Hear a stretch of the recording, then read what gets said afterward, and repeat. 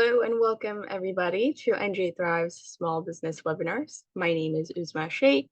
Today is Thursday, March 21st, and you are attending one of our weekly webinars created to help New Jersey small business owners start, grow, and thrive.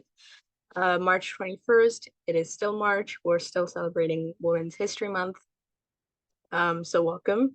Thank you for being part of this webinar. If this is your first, we're glad that you're here, and we hope that you'll join us for many more. If you have been continuously attending these, thank you so much for your support. As I said, my name is Uzma Sheikh. I'm a consultant here at NJSBDC. And what is NJSBDC? Well, it's an interesting acronym, and you'll see many more acronyms. NJSBDC stands for New Jersey Small Business Development Centers. We are a statewide program powered by the SBA, Small Business Administration, and partners to help small businesses in New Jersey with three main things. And those things are no cost small business consulting, training and events starting at $0, and exclusive small business resources. On the map there, you see the state of New Jersey and all the counties of New Jersey. And in some places, in some counties, there are small SBDC logos. That is where our regional centers, 10 regional centers, are located throughout the state. And while we serve all the counties, some regional centers serve multiple counties.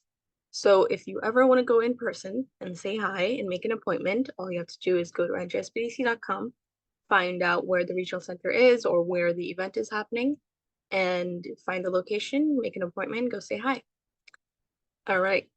What is on the agenda for today? So we have a couple of headlines that we'll go over. These are some things that we like to share with you, keep you updated on, so you're aware of what's happening in the small business community in the state. Any events, any press releases, any news, articles, and all the links will be shared. Then we have the presentation from our actual speaker for which you're attending the webinar for today. And then we'll jump into the Q&A session. So these are the small business headlines of the week. I will go over them very briefly, and the links will be shared so in the chat, so you can go through them on your own. And while I go through this press release, feel free to go in the chat and let us know where you're from. So if you are from the state of New Jersey, what you do, what your name is, what your small business name is, anything you'd like to share about your small business. So for example, any socials, any website, whatever it is that you'd like to share, it's cool. So feel free to network. And if you'd like to share, please make sure that you're sharing with everyone, not just hosts and panelists. All right, that's my little tidbit before going in. First is from the SBA. That is a press release. SBA is a great resource to keep in touch with weekly, bi-weekly. So first press release is from U.S. Small Business Administration. Congratulates 2024 Exporter of the Year. SBA grant recipient from Georgia exports to over 65 countries. This was released just yesterday. All right, Celebrated Spectrum International LLC, headquartered in Georgia, being named Small Business Exporter of this year. The company will be recognized during SBA's National Small Business Week. That's happening soon. An annual event honoring the accomplishments and contributions of small businesses from across the nation. Then it goes into some information and details about the company, but some things to keep in mind of is these links, these websites. So State Trade Expansion Program Grant, STEP, you should be aware of this link. For more information about National Small Business Week, you should be aware about this link, and feel free to go to those links and check them out. Second is press release about the Small Business Week. So registration open for National Small Business Week Virtual Summit, published on March 12th. Attendees can participate in educational workshops, network, and learn about federal resources to help them succeed. This is a 2-day online event, will take place from April 30th to May 1st. Keep in mind it is online. Attendance is free of charge, but registration is required. And what else? All right. Third headline is from ROINJ.com, and it is an article, Disparity Study Panel, Partnerships are key to minority businesses getting more contracts, published March 12th. All right. And this is talking about, of course, the Disparity Study Panel. So let's see what this was. Okay, so it was a panel, town hall style event happened Saturday, so last week, how minority businesses can respond to a document that showed they seemingly have been systematically shortchanged when it comes to landing government contracts. All right, so that was the topic. And it is a 221-page disparity study commissioned in 2020 and released in January of this year, filled with stunning data, including this fact that even though Black-owned companies in the state represent 9.19% of the available construction business, they receive only 0.114 of the dollars of the contracts valued over 65,000 to 5.71 million. The report listed similarly stunning numbers toward Hispanic, Asian, and woman-owned companies. To date, administration and legislative officials have done little to address the disparity. All right, there is also more information. It goes into quotes. It goes into resources that are available, some actionable items, things to do, things to take care of. So definitely an interesting read. I recommend checking it out. Especially since it mentions government contracts, procurement opportunities, things like that. And we at NJSBDC certainly help with that. All right, some housekeeping rules that I'd like you to be mindful of and for all of us to be mindful of. If you have any questions, put them in the Q&A box, which is right next to the chat box, and we'll address them in the Q&A session after. If you would like to receive the slides that our speaker will present, please complete a brief survey. It's a Google form survey. Questions are basically, how are you doing? What would you like to see from us in future? Any topics that you like to mention and are interested in? And third, this webinar is being recorded and the link will be shared in the chat on where it will be available. So it will be available on our YouTube channel. You can just go to NJSBDC. You can just search NJSBDC NJ Thrives. But if you're subscribed, then it'll just automatically send you a notification. And it will be available on our website. All right, enough from me. Today's speaker is Ozzie Lourenco. Ozzie is one of the fantastic capital team consultants that we have. And this webinar is, of course, celebrating Women's History Month. So we're going to talk about enhancing your credit to build a strong financial foundation. That is the topic for today. And you, our audience, are in for a very fun and informational webinar. I'll stop sharing. Ozzie, welcome. Thank you, Uzma. Let me just get going. Guys, I think Uzma may have been way too kind with telling you that it would be exciting. Can everyone see the screen? Not yet, Ozzie. Not yet. Hold on, let me go back. Sorry. And apologies. It's okay. While you do that, let me just say that I appreciate everyone sharing in the comments, not the comments, the chat on what you're doing, where you're from. But some of you guys are sharing it to hosts and panelists and other people can't see that. So make sure you're sharing it with everyone. Uzma, can you see the screen now? I'm sorry. Yes, okay, I can. Let's start. Sorry, guys. And I did, by the way, going into the idea of I cheated while you were talking, Uzma, and I saw in the chat that someone mentioned that I believe they are not from New Jersey, but just to remind that person that we have SBDCs everywhere. So in Washington State also has that. So, but thank you for joining us all the way from Washington State. So welcome everyone. I think Uzma may have been way too kind in telling you that this will be fun and exciting because credit repairs, it's tough to make it fun and exciting, but I am going to do my best to make it fun and exciting. So thank you first and foremost for being here.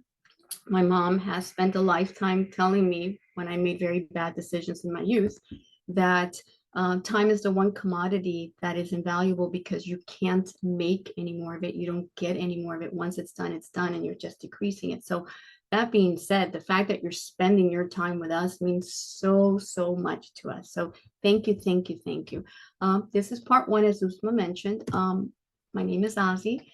I'm a capital team consultant with the NJSBDC. I am so grateful to be in a position to assist small and mid-sized businesses. And Uzma gave you the background, and we do so much of so many different things. So hopefully many of you have been with us before. If not, please check us out, because I think that there is something that we can do to assist you. And that's the purpose of today's webinar, is to see, well, how can we assist you in credit?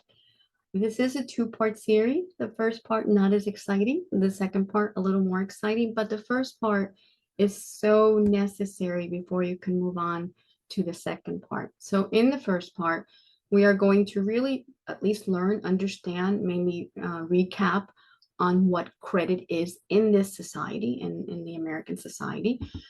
We are then going to investigate our credit and then decide if there's a need to dispute and a need to negotiate. These are the very first steps to really trying to make our credit better, okay? Part two will be a little more fun. Here's a teaser. We're going to start to create a long-term credit plan, and we're really going to work hard on establishing a strong relationship with our money. Part one, objectives. And now that I'm reading, I think I should have flipped some points, but we're going to gain a comprehensive understanding of credit. Again, its significance in this society. We're going to explore the role of credit in determining what's out there for us, how to increase our financial opportunities, and learn practical techniques and strategies to repair. This is why I think I should have flipped it, because the other one's last. That being said, let's talk about credit for a second, because it's a word that we hear so often. And it has similar meanings in different areas, but it's slightly different. Within the world of finance, it simply means this is to your lender. Hey, I'm going to give you credit. What does that mean? I am creating a contract in which I will let you borrow something, typically money of some sort. And there is a specific process for the way that you're going to repay this. When you're thinking of it in financing, in terms of I want to finance a car, credit becomes the way that your credit worthiness is to this lender. And how will they find this? They're going to look up your credit history. For you and I, the consumer, credit simply means what my snapshot is of my trustworthiness for paying back an obligation. So I wanted you to see that they're very similar, but they do have a slight difference depending on the area that you're in. So what does then this idea of credit mean in our society? It just really means that you can be perfectly content without it. You know, if I have $1 million sitting in the bank and I just really prefer to buy my whatever it is in cash, I can. And I just realized $1 million is not going to get me that far anymore. Let's go with 2 million. I can do that. But the second that I decide that I want to borrow, and that's the key, anything that belongs to anybody else, it's not really going to matter. And here's your list: credit card, apartment, house, I need a loan of any sort. At that point, I need to be aware of my credit, or even the non-existence of my credit. And that's important too, because many people don't necessarily have credit yet. So my key point at the bottom, I'm trying to think that maybe even mom and dad want to know how credit worthy you're going to be. So that being said, when we think of, again, credit, where does it come into play? Just remember that in lending, there's a bunch of C's. We call them the 5 C's. Credit is using 2 of those C's. It's using your character and it's using your capacity. Your character initially comes in your credit history. This is a snapshot of how you have been actively and consciously repaying back. And your capacity, now they're going to use that again so they can see what your usage is. They're going to use it against what they know your income is. So these 2 C's come into play, because when we think of borrowing, there's more than 2 C's, but these 2 C's come into play in the area of credit. Why is this important? And I'm sure I'm a little tangential, so I apologize if I repeat, but everyone talks about credit scores, credit score. Credit score is a direct connection to your credit history. To a lender, credit history, good credit history will translate into a good credit score. And for them, this simply means, hey, this person is of less risk for me to give whatever it is I'm giving them, my apartment, my money, my car. They will, based on what I'm looking in their credit history, they will repay according to contract. And this has to be said because in the United States, typically we do need credit. We utilize it quite a bit. I know you all probably have 1, 2, 3 cards, possibly loans. But if we don't manage it properly, it's going to take us into financial problems quicker than we think sometimes. And if there's anyone out there who's in this situation, not that this will make you feel better, but often we feel a little desolate when we are having any struggles. You are not alone. The fact that you're here today is because you're going to make steps to change this. But please know that you're not alone.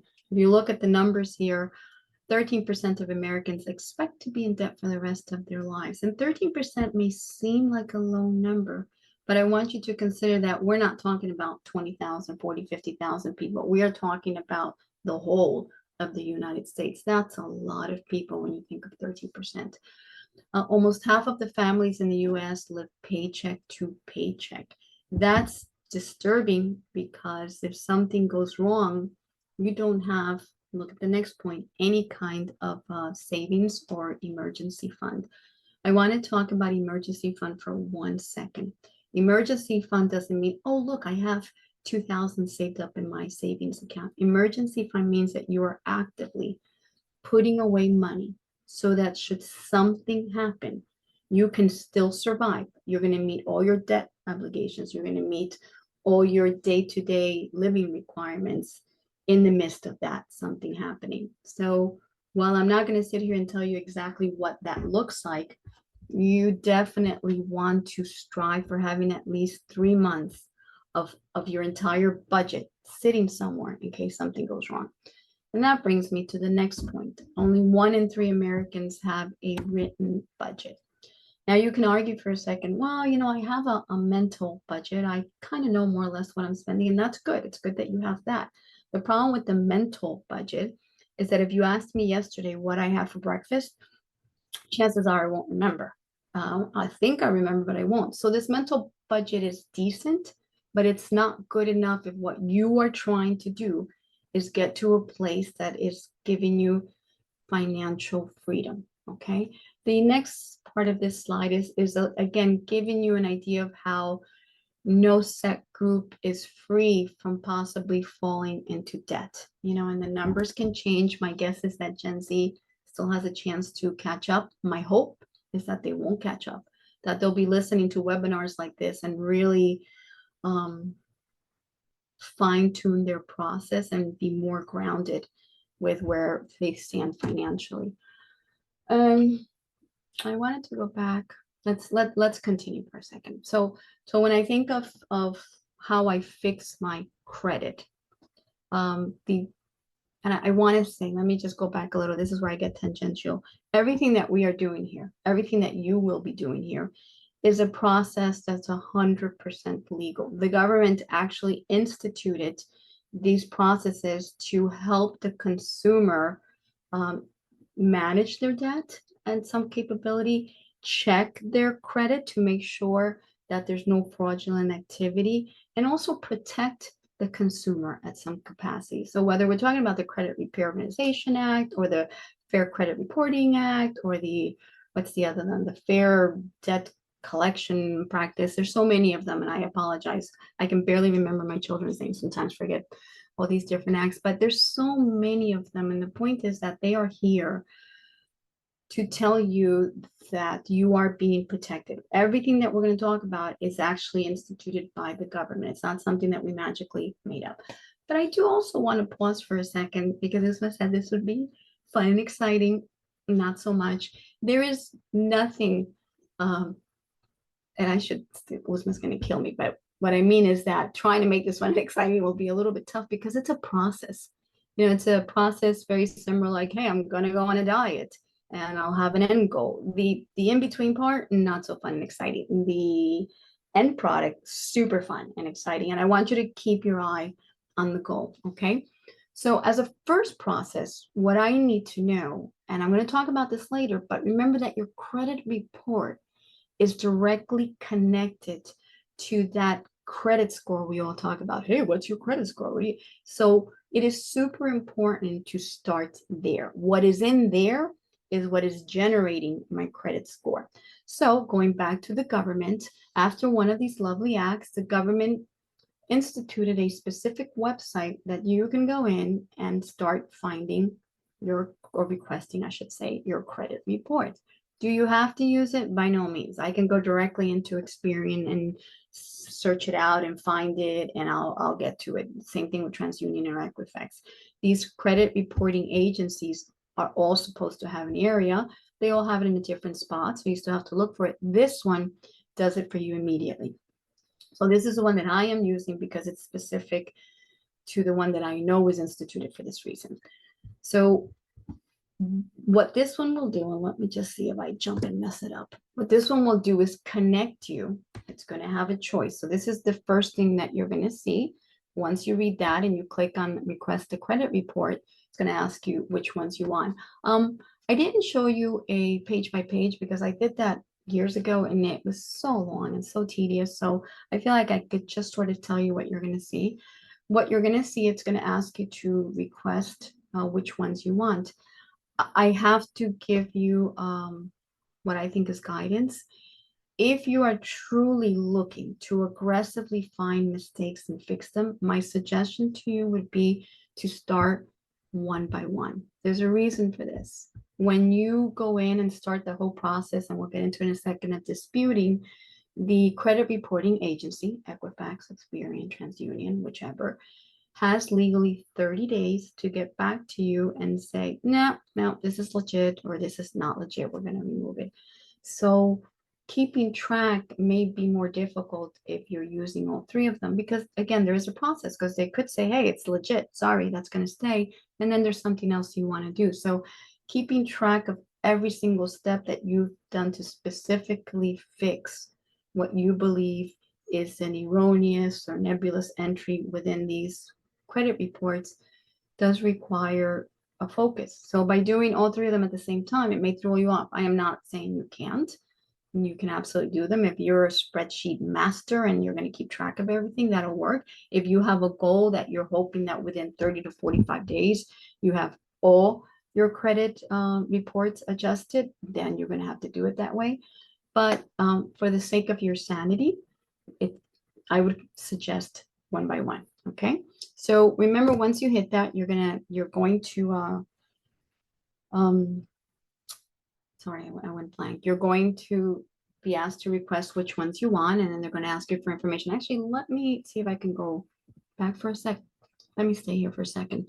It's going to ask you for specific information to authenticate you. I'm going to suggest that if you're going to do Experian, Equifax and TransUnion will use a code.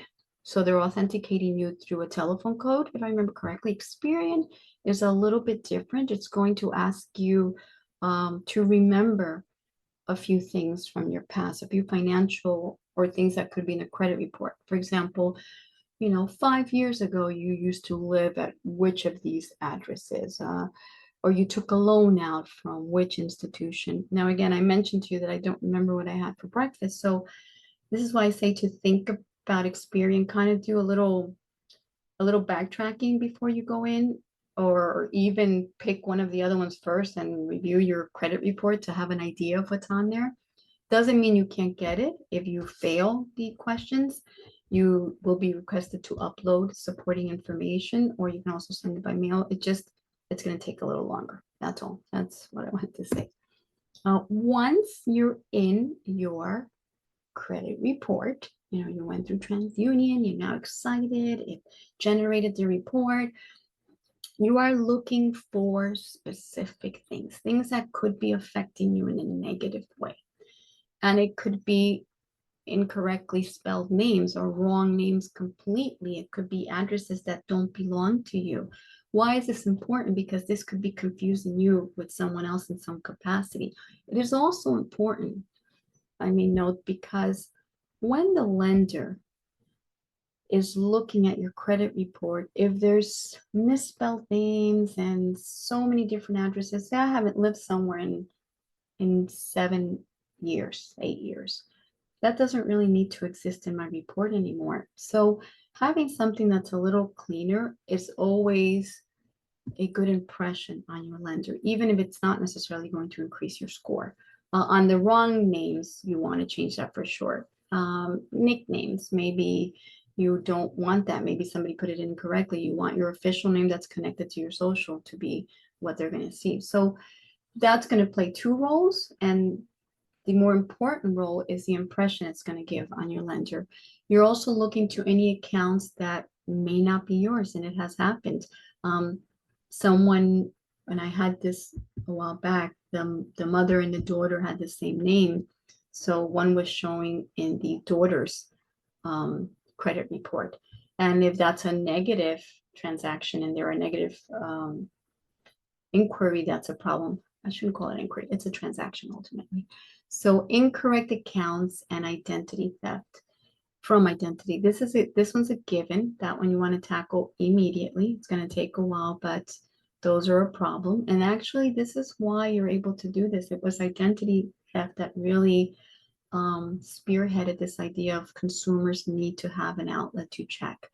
Closed accounts that are reported as open and vice versa, open accounts that are reported as closed.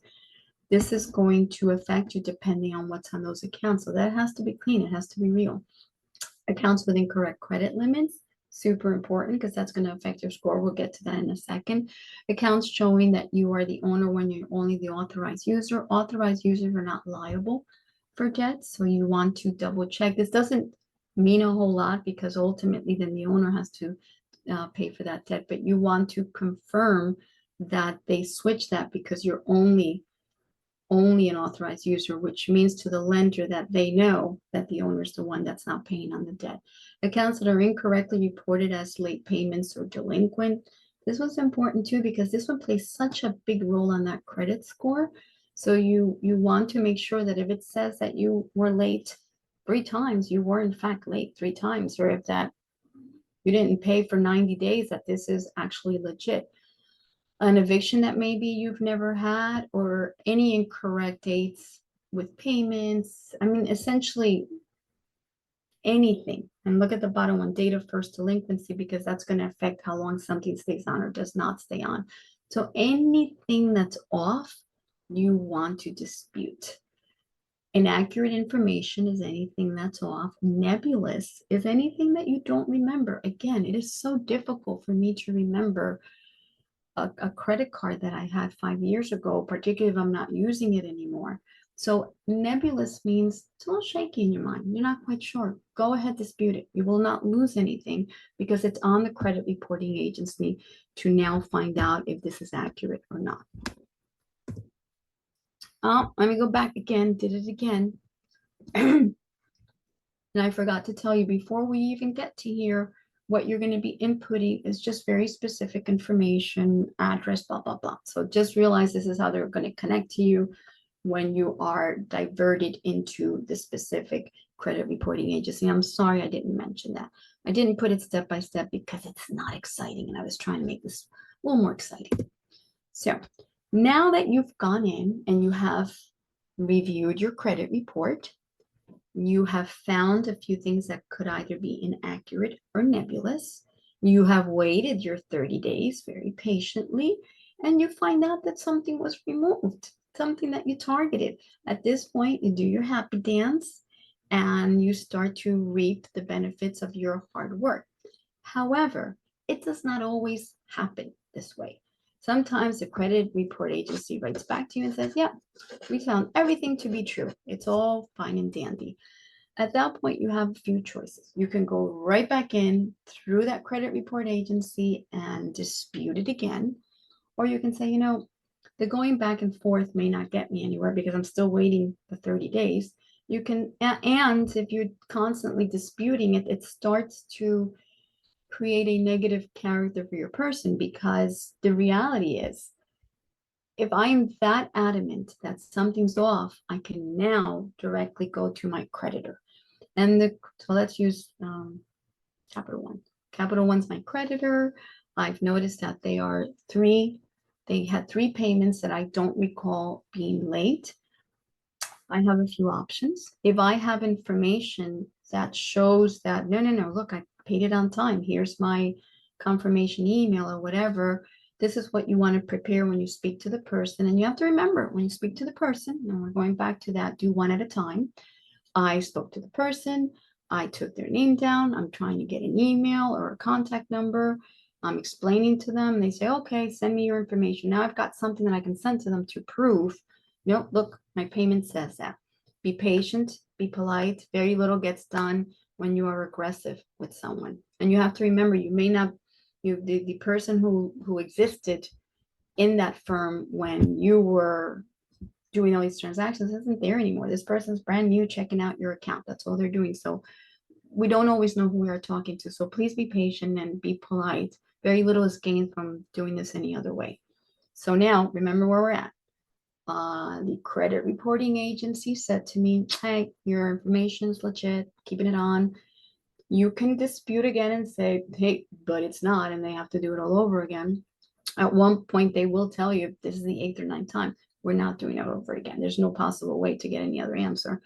But you can reach out to the creditor, which is going to possibly give you a better end result. Okay, so this is where we're at right now. We are reaching out to the creditor. I'm going to go back again to remind you, I disputed, I won some, maybe I lost some, nothing's really changed. I go back and still I'm showing either late payments or maybe delinquent account. This is when you have disputed. Remember what's going on. You have also disputed directly with the creditor. You're still being told, no, that proof is not correct. Here's what I've got. It absolutely shows that you were late. Okay. At that point, you're going to go into negotiating. So if you've gotten, and I'm going to give you a scenario where maybe you think you paid on time, because you may think, but I have the proof. If the bank is in a different time zone and 5 o'clock occurred before your 5 o'clock occurred, then the payment is late in their time zone. So even though you have something that says, look, it says 4:54 that I paid on time, for them, it's past that time. But it doesn't mean that you can't do anything to help your cause, because at that point, with that same person, I can now begin negotiating. So let me negotiate the late payment. This Capital One staff member has proven to me that I was in fact late. So at this point, I can say, look, Capital One staff member, sorry, I didn't realize that. I've been, and this is your negotiating process. I've been your loyal card holder or card member for 5 years now, and I'm going out for a loan, and I can really use bettering my credit to get the best rate possible. Would you then kindly, whatever, let's say you've got three late payments, would you kindly remove those 3 payments? As you can see, it was 2 years ago, and you can see I've paid on time since then. Chances are this can be done. Okay. If it is not, because remember, you're dealing with human beings, it is your job then to keep communication, to say, can I have an email just to thank you for your time, or take the person's name. And at that point, you're going to search the Capital One site. You're going to go on LinkedIn. You're going to go just, I guess, do a Google search. And you're going to try to find different people who have a higher position than this person that you spoke to. And maybe you're going to find a VP, and I hope I'm not making this up, of, consumer satisfaction, member satisfaction, something to that effect. And you reach out to them and you do the same explanation. And by the way, we have templated letters that we can provide for you so that you don't have to think of, or even if you come to me, I will, not me through the SBDC, I can give this to you if you don't want to think of a letter, but you reach out to them, again, explaining that you've been a great client, that you've stayed with them forever, and that really this is all you're looking for, that you would so appreciate if they would do you the courtesy of removing this so that you can apply for a better, a loan with a better rate. That being said, a similar process happens with closed accounts, because your closed accounts could still have delinquency on them. So at this point, you're negotiating for something differently. You're negotiating either to create a lower settlement, I owe 1,000, would you settle for 800, or even a percentage of what you owe, or even a new payment plan and say, okay, I still owe you 1,000. Can we create a new payment plan where I pay you $100 a month? That's going to take you longer if what you're trying to do is increase your score immediately, but the score will slowly go up if you never miss a payment. So there is a slow incline. So going back to the same point that we started, you got to be polite, you got to be patient, you got to be courteous, because ultimately these folks don't have to remove anything, but we do have a sense of brand loyalty, and that's very much understood. So often, if they see, for example, in the top scenario late payments, that you've been making payments on time, there's no reason for them not to. So there is a give and take that goes on. So as you can see, there's nothing magical about this. And on that note, let me pause for a second on the nothing magical. If ever you wanted to work with a credit repair agency, a credit repair professional, please know that these are things that you can do on your own. What they will do well is maybe be a more one-on-one guidance for you, because ultimately you're doing the work. What they cannot do, and I had a client that actually paid up front. It was really, but then he went back and asked for his money back because he was more empowered. He's like, hey, I know the law. They cannot ask you for any money up front. They can create a contract where they can show, hey, after I have done A, B, and C for you, guided you, you will provide this amount, but something has to have occurred. They can't just say, well, give us a deposit and then we'll move forward. That cannot happen. No money can ever be exchanged before any work is actually done. They have to give you a contract delineating specifically what's going to happen, and you can still, even after you sign the contract, go back within a certain number of days and say, I changed my mind. I think I'm okay. So be aware of that. And that comes directly from your Credit Repair Organization Act. These are all legal things that were made to protect you. So be aware of that. Another thing I want to say, because if we're doing this, we're in debt, and I forgot, it used to be on my slides, is that you're also protected by the government with different things that you can do. You can, if you're being hounded with phone calls or anything, remember that you can write a cease and desist to the creditor. That means, hey, you need to stop calling me. I only want to communicate with you via email. Completely legit to do. You can also, I'm trying to think of a different scenario. If someone's reaching out to you and says, hey, listen, we're collecting on your Verizon debt and you haven't used Verizon in whatever number of years, you can say to them, I need you to validate the debt. You need to know that they in fact purchased that debt from Verizon. And the last thing I want to say, because we're all in debt, and I should have said this before, but as I mentioned, I'm a little tangential, is that you don't have to speak to a creditor until you are ready, if you are ready. Because you should do a little research or reach out to us and we'll give you some information, because you have certain statute of limitations and there's certain guidelines in terms of how something can be opened up again. If you've already not paid something for many different reasons, you haven't had any money to do so, a debt that's 2 years old, if you speak to the creditor and begin making arrangements and you don't meet on those arrangements, now that debt is brand new again. It's no longer 2 years old. Now it's whatever, a year old, 6 months old. So if you're not too sure how to speak to a creditor, if you're a little uncomfortable and you really just want guidance, feel free to reach out to us, because you want to be prepared and know what you're going to get yourself into. Okay. Now I think I hit those points that I should have hit earlier.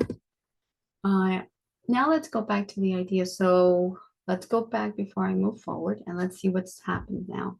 We have reviewed our credit report. We have potentially found information that is either nebulous or inaccurate. We have disputed this information. Dispute is not any pow. Dispute means, hey, I don't think this is proper information, or I simply don't recall this. We have disputed the information. Maybe some of the information was removed, but maybe it was not. When it was not, I continued my dispute directly with the creditor so that I can actually advance. And when I first spoke to the creditor, nothing came of it, not a problem. I then reached out to a higher person and I explained the situation to them. And this can keep going for a while, by the way. Now, the creditor finally came back. Let me just go back. The creditor came back and said, listen, no, it's legit. You were late 3 times. What are you going to do now? Now you go into negotiating. So the steps are going to differ depending on the situation, okay? But they are the primary steps before you can move in any other direction. So one may say, well, gosh, if credit can get me into so much trouble, is no credit better? I'm going to go back to my original point. Absolutely no credit is better if you're going to be paying cash for everything. And by the way, we have had clients that were able to do this. So don't think it's such a peculiarity. So it really just depends. If you can pay cash for everything, you don't need credit. If you ever plan to live somewhere, I mean, moving out of mom and dad's house and you want to rent a space, it's not going to be enough that you pay your landlord and say, look, I'll give you everything up front. Unless you're going to pay him the full year up front, this landlord's probably going to want to know your credit history. If you have a comfortable emergency fund, you may never need that credit card to buy milk. And I almost feel very uncomfortable saying that because I lean towards don't use the credit. And if you mine a higher interest rate on a loan, and I should be careful with this because you may be turned down on the loan if you don't have credit. Again, this is going to come down to how much you're giving them. If you're going to give them the whole thing in cash, it's not going to matter. Or if you're going to give the bulk of the amount in cash and you only have 10% left, it's not going to matter that much. But if not, you're going to need credit. And living without credit in this society is not going to work out. But my next slide is, but living with credit requires that you do it properly, and it will enhance your life if you do it the right way. So here's where we go to the enhance your life. When we looked at our credit report, when we looked at it, or what your lenders are looking for, is this wonderful combination. And as you can see, payment history is the highest one. So if you recall, I mentioned to you, if you pay with a bank that's in a different time zone and they're already at a certain time end of the day, boom, you're late. You don't want to be late. So a great suggestion is, if you know that your bill is due the 1st, pay it the day before. This way you don't ever have to worry about that.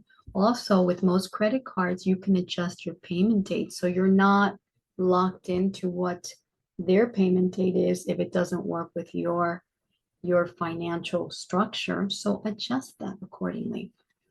Another interesting little thing that you can do, and it's not something I suggest because then people often forget, but if you're the type of person that often is like, oh my gosh, I have to pay my bills today, consider doing an automatic payment to always meet the minimum at least.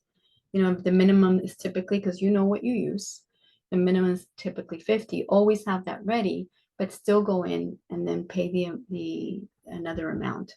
And what other amount? Well, let's talk about this for a second. Your credit use, 30% is what's affecting you. So when I say other amount, let us say that I have a credit limit of 1,000. I can use that 1,000 to the very end. I can use it all, but it's going to not lend itself favorably to me if I don't pay off enough to show that I've only used 30% of my my brain just stops, of my credit limit. Okay, let's put this into numbers. I owe 1,000. I used 1,000, but on that due date, I paid enough to show that I'm going to go just slightly higher to make sure I get that 34%. That I paid $667, showing that the only thing that's left is just that 30%. I don't ever want to go over that. And I hope that made sense and I explained it properly. And if not, you can always connect back to me. You've got to be careful with your desire to want another card. Maybe it's a favorable term. You know, there's different reasons why we decide to go after cards. If there is a hard inquiry involved, that's going to be 10%. And maybe on one card that you reached out for, it's not a big deal. But if you're starting to get desperate and are going all over the place, that's going to be a problem because now that's going to rise and it's going to affect it. Your length of history plays a nice role. And we were to put them in order, it's payment amounts and length of history. I'm not sure why I put them this way. But what this means is that it's telling your lender, oh, wow, Ozzie's had a really long credit history and she's been able to pay stuff on time and she's not new to the game. She knows how to manage it. So it's telling them how long you've had to really understand managing your credit. And types of credit is really just the mix that you have. If you have loads of credit cards and only credit cards, that's revolving. Typically, if you manage that well, that fares very well. We can have installment payments, my student loan, a mortgage. And that's just really telling them how you manage all your different types of credit. So is this pie important to know? Yes. But if you're going to remember nothing else from this pie, remember to pay on time and only ever leave 30% usage on your as a balance.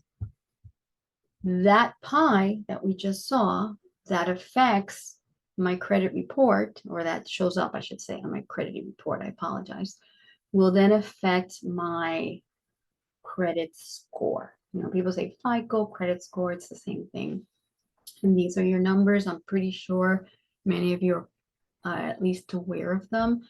You start to fall into a good rate in terms of lending when you get to the tip of good. That's where you want to be. Fair is okay, but good is when you start to say, okay, these are interest rates that I can better work with. So is it something attainable for you? Absolutely. Do you need to get there? Absolutely. If you're looking to, at any point in your life, borrow.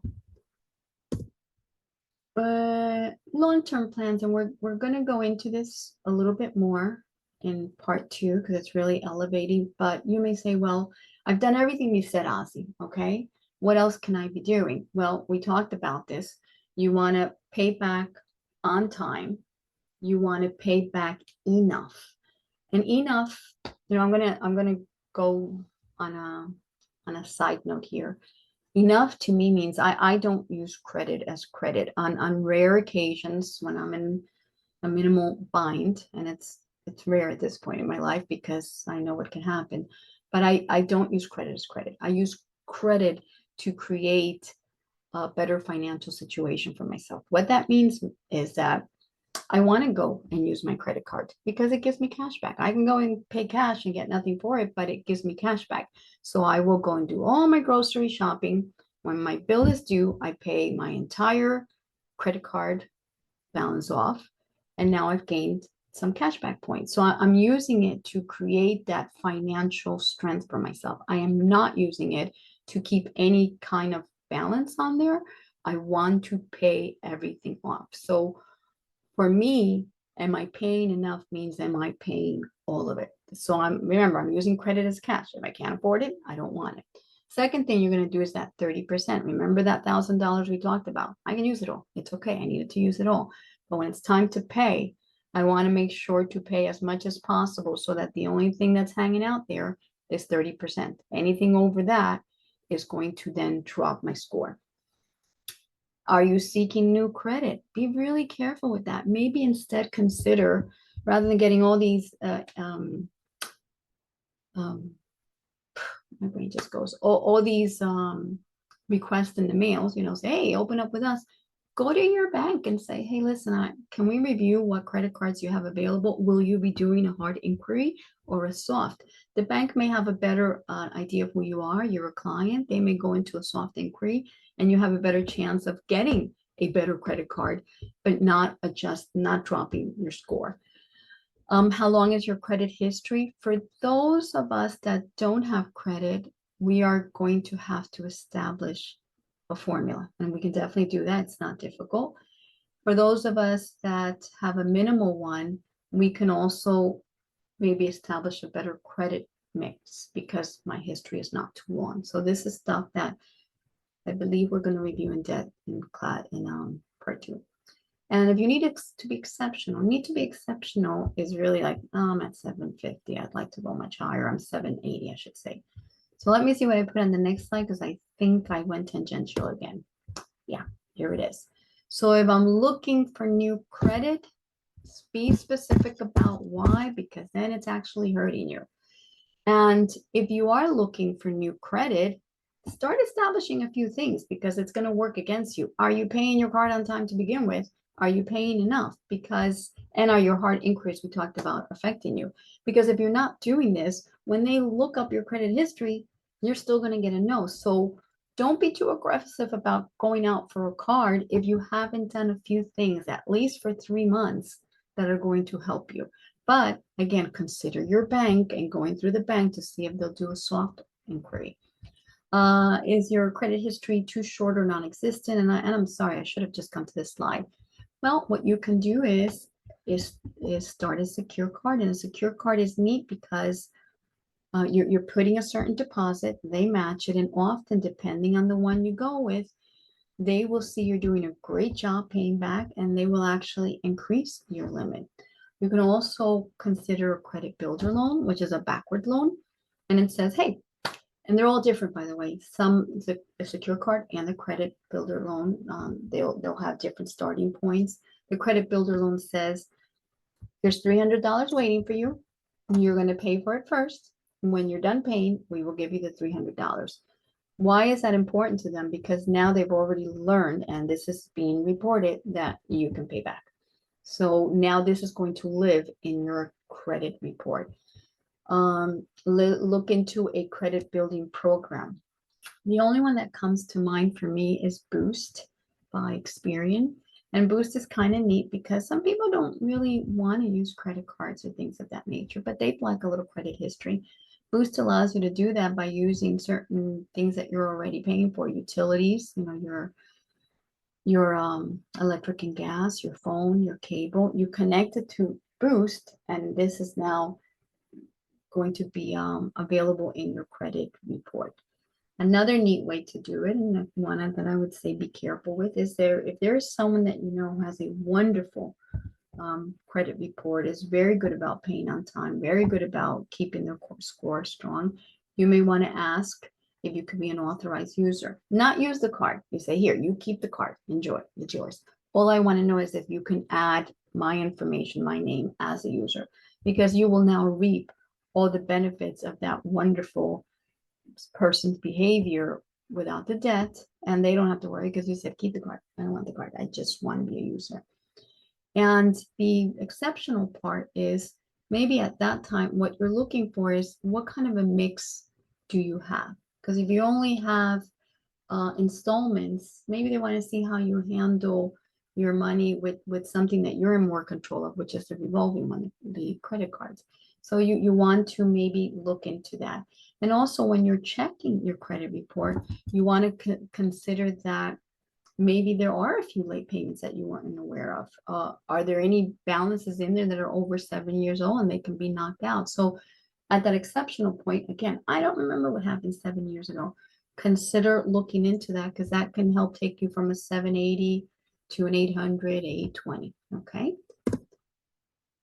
Okay. So for those of you who are really, really serious about learning how to fix your credit, and many of you who are business owners may say, well, how do I do this for the business? And it's a similar but not similar process. That's something you'd want to reach out. But for those of you who are really, really serious, I want you to start going through your credit card statements and start logging what your actual spending is. Stop thinking, I think. For any revolving accounts, if there's enough data, try to come up with a monthly average that you can log in. If you pay cash, start saving those receipts because those are the painful ones. If we don't save them, they're out of mind. We just forgot them. And then put together how much, I shouldn't put annual, I should put monthly because that's what we want to do. And I apologize, I should have put annual.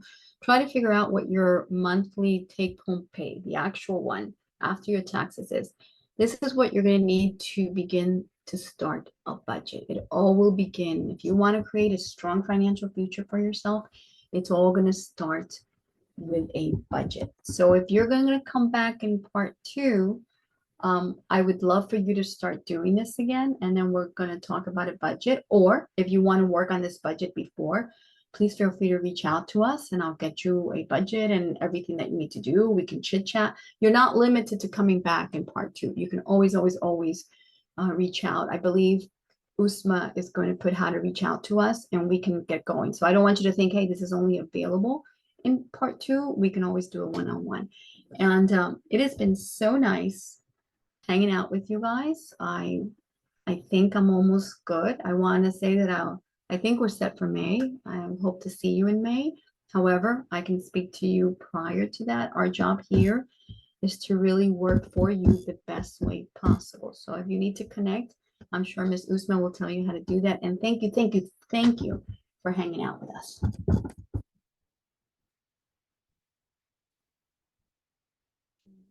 All right. You want me to stop sharing? You don't have to. Okay. We can stay on the screen. Okay.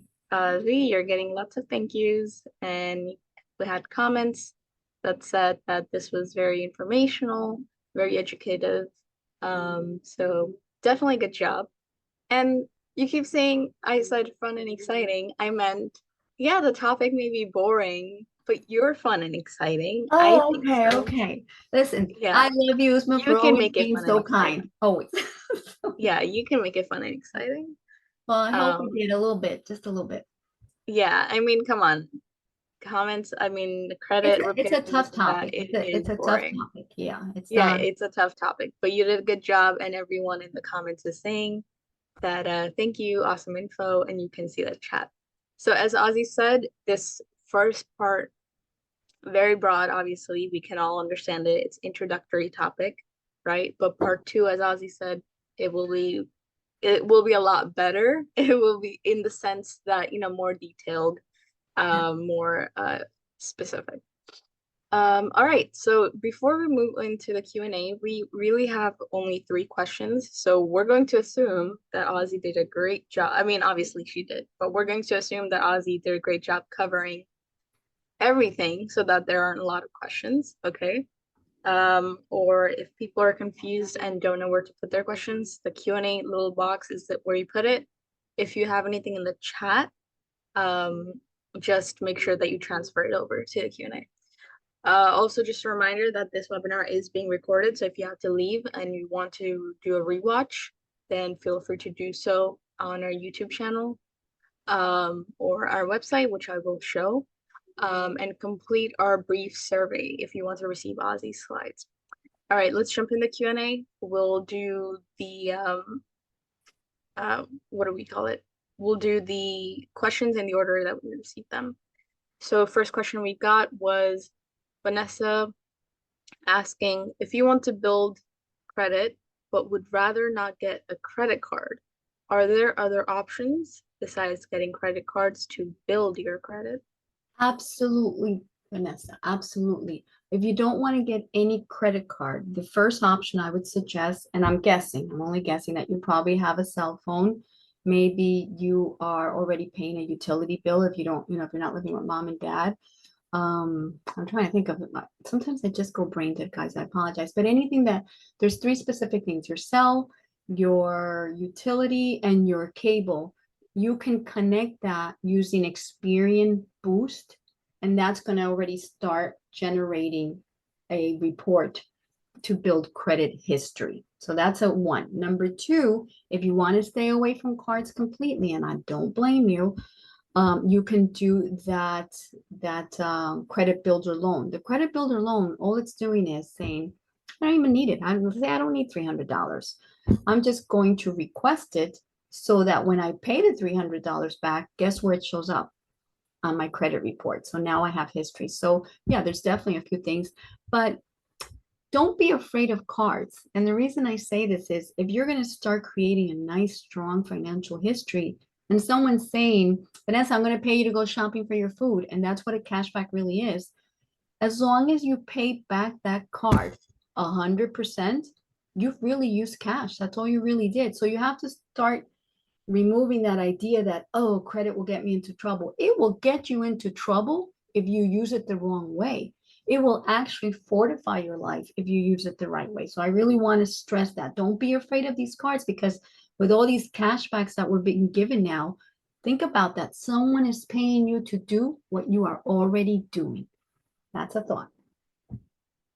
Good thought. Thank you for that. We've answered that.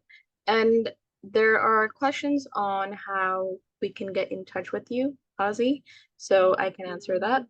I have just put in the chat a link. So if you'd like to speak with Ozzie, then go to njsbdc.com or just click on the link that I just put in the chat and you request counseling. So the way it works is that you fill out a quick registration form with our organization that will enable you to get counseling. If you do that, we cannot, if you don't do it, we cannot cancel you. You have to request counseling.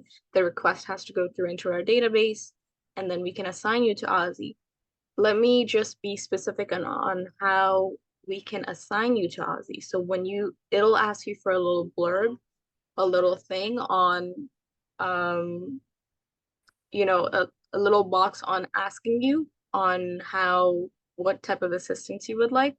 Please mention, otherwise it will go to a general inquiry. Please mention that you would like to speak to Ozzie Lourenco. Take a picture of her name or copy her name. Make sure that you say, I like to speak to Ozzie Lourenco for credit repair counseling. If you don't say that, it'll just be a broad inquiry and you might get assigned to some other consultant.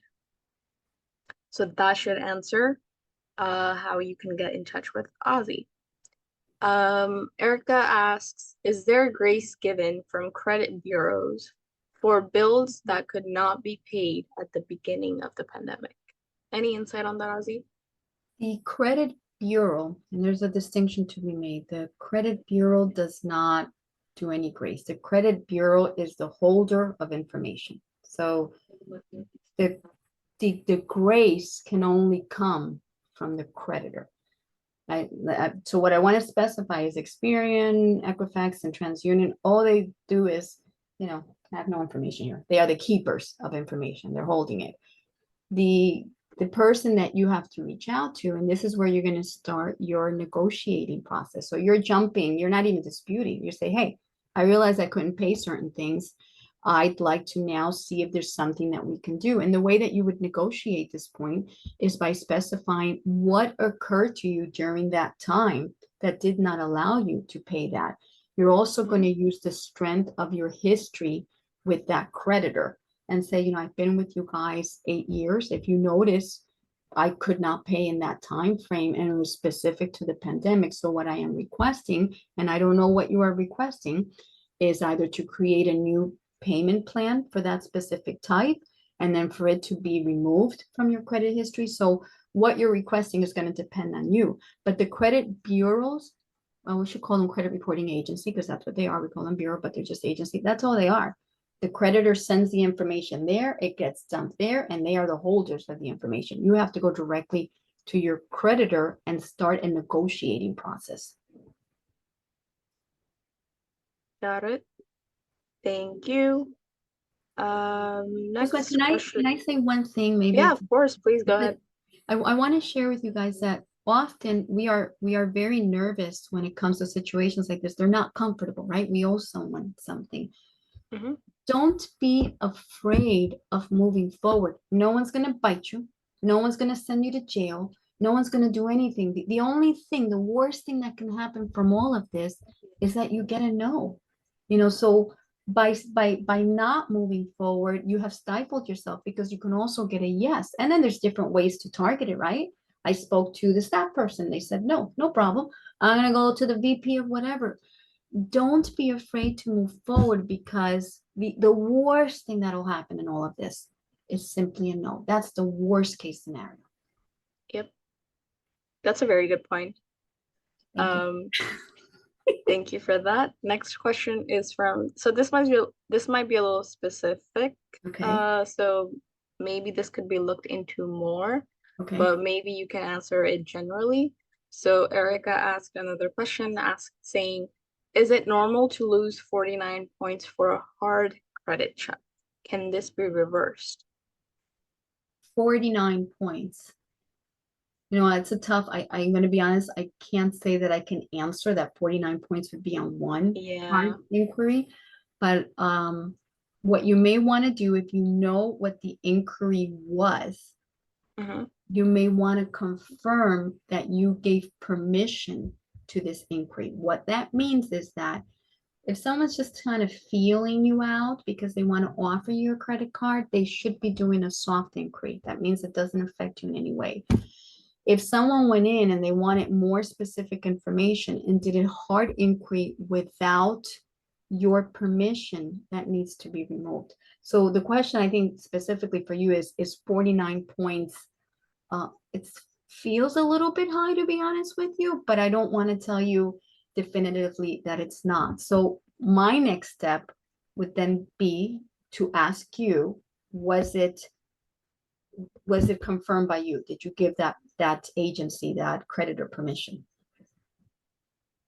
But you can always chat with me. Like Uzma said, this feels like a one-on-one kind of thing, and I'm totally open to hanging out with you. Next question is from Prakash, who asks, what if I have many credit cards and now I want to close a few of them? How much does that affect my credit score? Well, are you closing them? Let's back up a little bit. Having them and paying them on time and keeping, I'm going to go with a zero balance, because that's what I will always suggest you keep, a zero balance. Closing them may only be a Wait, sorry, Ozzie, can I just interrupt? What do you mean by zero balance? Just clarify that. A zero balance means I owe nothing. I owe nothing. Remember, paid off everything. I went shopping, la la la la la. All my groceries are there. I come home, it's time to pay the bills. Boom, it's back to zero. Meaning I owe the creditor. You don't owe them nothing. If you have been, that's the point. And then I'm sure they're not too excited by that, but that's the point. If you are doing that, this is very healthy for you.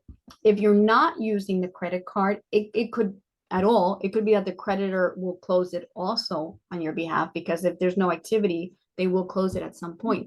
But you want to ask yourself, why am I closing the card? If all three of them, or 4 or 5, have been used, have been paid back on time, don't have a balance that will reflect the 30%, or have a zero balance, it's actually helping you, because it's showing that you can manage a great deal of credit properly. So you want to decide why you want to close it. It's not going to necessarily affect you. You close one, for example, and remember, it's got to have a zero balance, because if you're closing with a balance, now we have a problem. It's not necessarily going to affect you badly, unless, of course, there's not enough history or enough combination in the credit report. So really ask yourself, and it could be that you just don't want the headache of having them, and that I understand, but you don't want to close all of them, because now you're taking away from your credit history, which also plays a role. And credit, the credit mix that you're having in there. So if you have 5 and you're paying on 5, the lender's going, oh, it's wonderful, look at this. So you want to know why you want to close them. So basically, don't leave any outstanding balance. If that happens and you close it, then there will be problems. So when you go to close them, make sure that you paid everything off. Right. And you also want to know why you're closing them. Again, I want to show the lender I can handle 5 credit cards. Look at this. So you want to know, and I do. I respect the fact that maybe we don't want to keep thinking about 5 credit cards, and that's okay. You can close it and it will not be negative, as long as it's zero balance. Yep. All right, so we have how many more questions? 1, 2, 3, 4, and 5. So it is 1:11 p.m. right now. We go until 1:30, so that gives us about 15-ish proper minutes. Let's try to get these done. So Carmen asks, does debt consolidation lower credit score? It depends on the way that you are going, that the debt consolidator is working on your behalf. So if the debt consolidation means that you paid what you owed and part of the contract is to have it removed. So let's say you worked with, I forget the name of the big company, America something or something.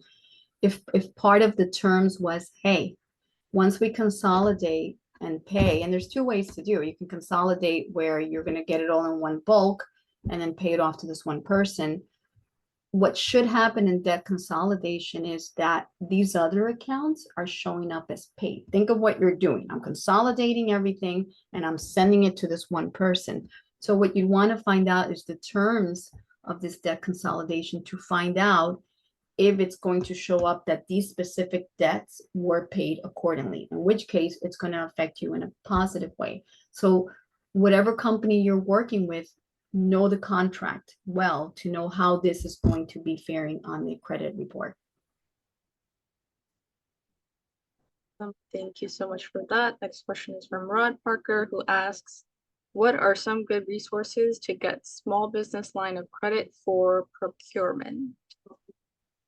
When you say procurement, I just want to make sure I understand. When I think of procurement, I think, for example, university has a procurement department and they're reaching out to contractors to procure. Can you rephrase that to make sure that I understand what you mean by the word procurement? Yep, we can certainly ask Rod.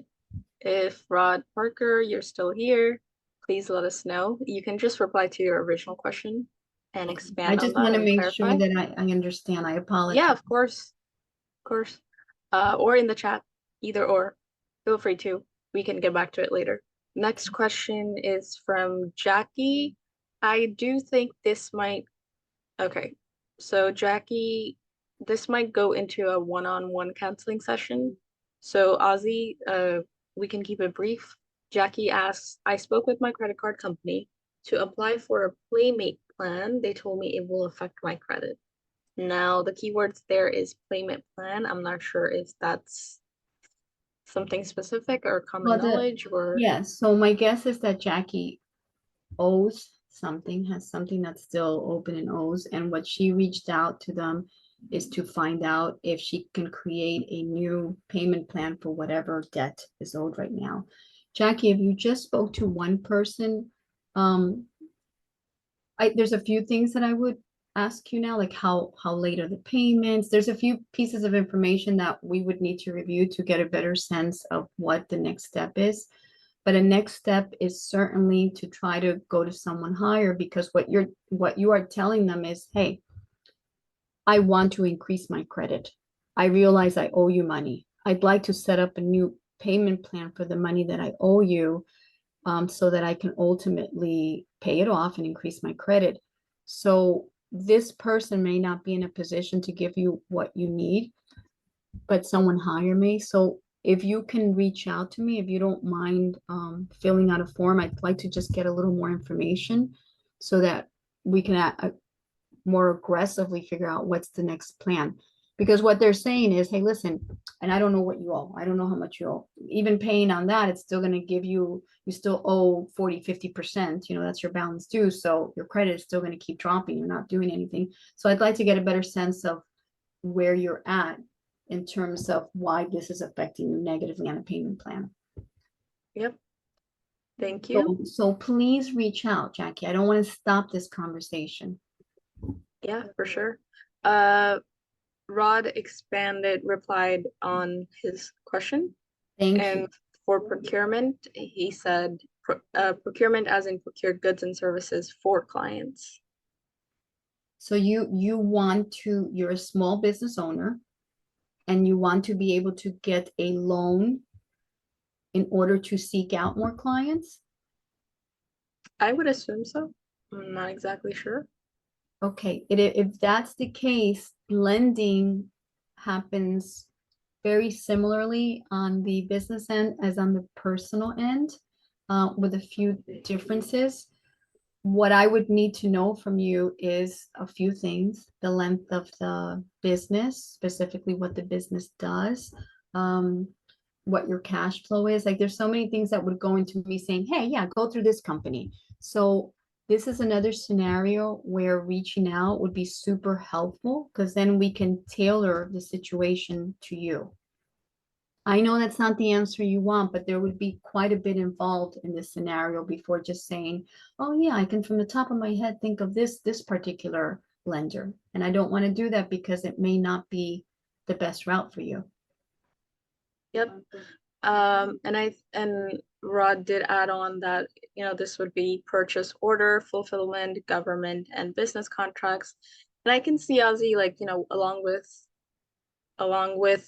speaking to you about credit, I can also see how this goes Contract. into procurement and opportunities, which we have other consultants for. So Yeah. Rod, if you need help with, procurement in general as well, besides the line of credit and Right. such for this, you can just reach out and say that you need, basically list everything that you need help with, and multiple consultants can help you at the same time or at Yes. different times. And if I may chime in also, it could be that at this point, if that's what you're looking for, because there's different contracting avenues, it could be federal, it could be state, it could be county.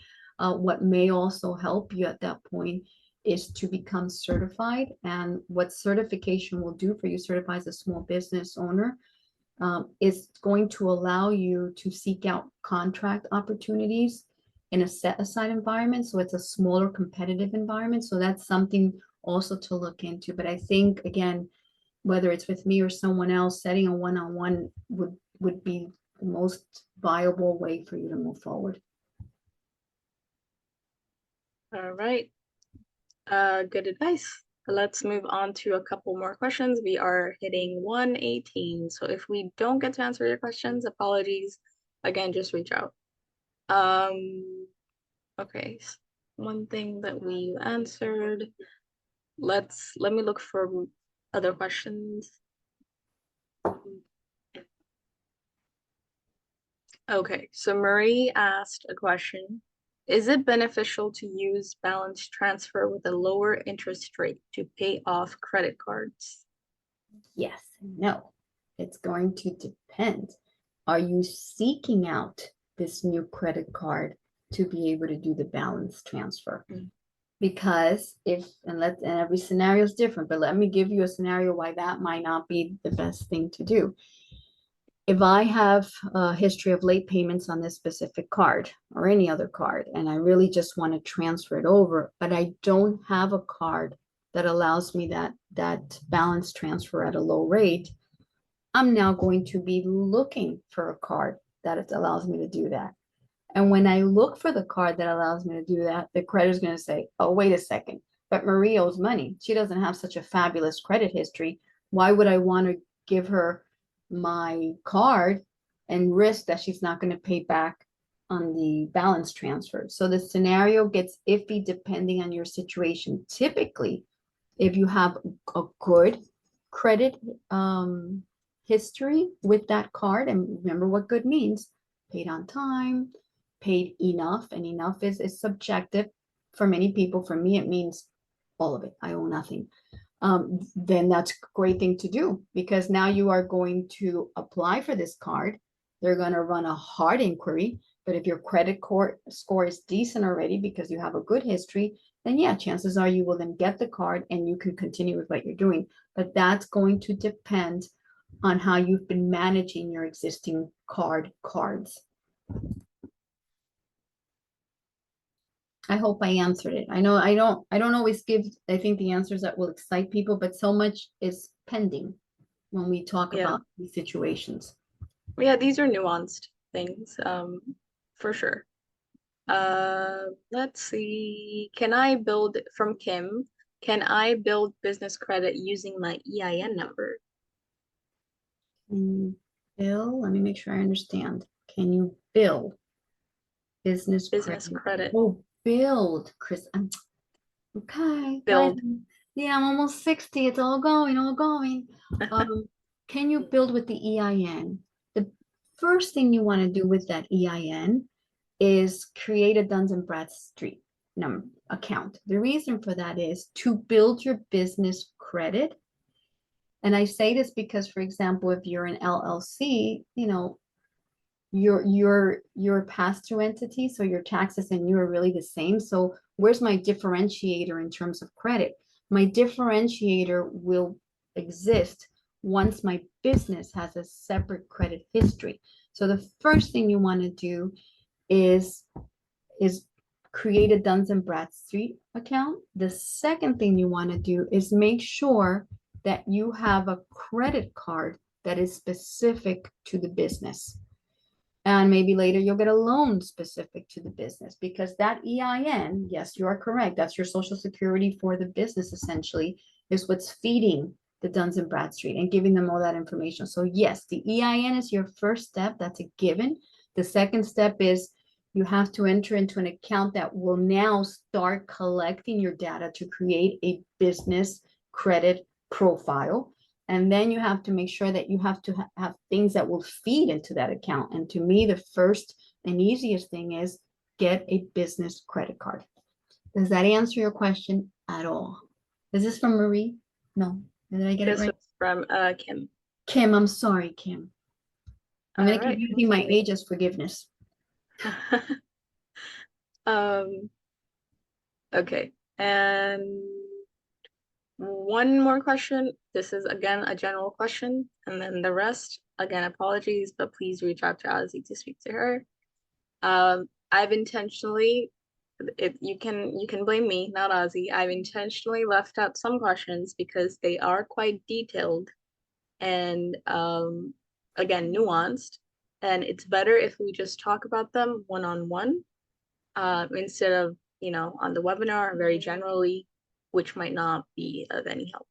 All right, one more question. It's Can I chime in one last thing? I just want to say, and everyone here, if I can't answer a question, I have such amazing colleagues. I just reach out to one and say I need help. So there's so many of us in the network that one-on-one is always going to be the most beneficial thing to you, because where I lack the expertise, there's like 20 other people who have it. So I can send you in that direction, okay? So know that we're a giant network and you're better serviced one-on-one, because I can start reaching out to someone else if I need the assistance. Yep, exactly. Last question from Erica. How long will it take to bring a very poor credit score up to a good credit score? You'd be surprised that will not, well, okay, everything's subjective. I get excited when one of my clients goes up by 30, 40 points. So for me, it's the little wins that make the difference. But you will see, if you are very committed to your process, you will see a change, a significant change within 3 months. If you are, what does that mean? I'm committed. Committed means I never miss a payment. It's always on time, or maybe a little bit earlier, which is what I would suggest. I always make sure to pay enough. And again, enough to me means everything, but you've got to leave no more than that 30% left over in the balance.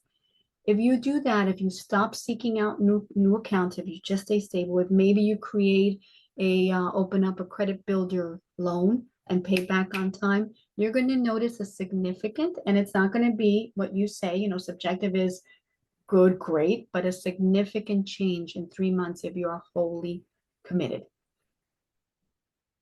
Definitely agree. Best practices, adopt them, make sure that you're practicing them, and stay consistent. Okay. I love that word, Uzma. Yes, consistent. Yes. Consistent. You have to stay consistent if you want to see results. Stay consistent. It is sad but true. Sad but true. Very, yeah, and it's hard. It's hard. It is hard. I don't take away from that, but I want you guys to all know it is 100% attainable. And when you come back the second time around, we're going to talk about so many other things, because I want you all, and I know, I think Ron was in there. I don't put you in any side, but women have had to work harder for financial stability and financial recognition. So I want every woman out there to really understand that you need to create a solid and beautiful relationship with your money. Definitely agreed. Couldn't agree more. So all right, wait, actually, before I move on, Ozzie, thank you so much for being so gracious and for doing this. Always appreciated. Always a good time to have you. Um, and what you see on the screen over here is njsbc.com. This is our website. I keep talking about this. I am biased, but I think it's a great resource because if you just take out 5 minutes out of your day to just explore this little website, you'll find a lot of value in it because we have, webinars like these that are happening throughout the state. That remember the 10 regional centers that I mentioned? Everyone's doing webinars and events. Then you have events that are happening. You have resources and data. We have a great toolkit. It mentions all the federal, state, and local, well, not local, but federal and state resources available that you should be aware of, and podcast, blog post, upcoming events, things like that. So definitely check it out. I will just quickly show 2 pages that I think you will find value in, because if you want to look at other webinars that we've done, and we've been doing this for years, you will find hundreds and hundreds of past webinars that we've done on all sorts of topics. And when this pop-up happens, make sure you put in your email and you get notified of all the things that are happening. So look at this. I mean, we have topics on unraveling cybersecurity myths, QuickBooks Online, mastering Hispanic market trends for when it was Hispanic Heritage Month. We have navigating procurement success. There we go. Your roadmap to profitable opportunities. Yes. Registration help. It was Black History Month, so we had resources for that. So whether it's tech related, R&D related, innovation related, marketing related, women-owned businesses, Google Maps enhancements related, all sorts of topics, we have those. So make sure you go, and those webinars are available.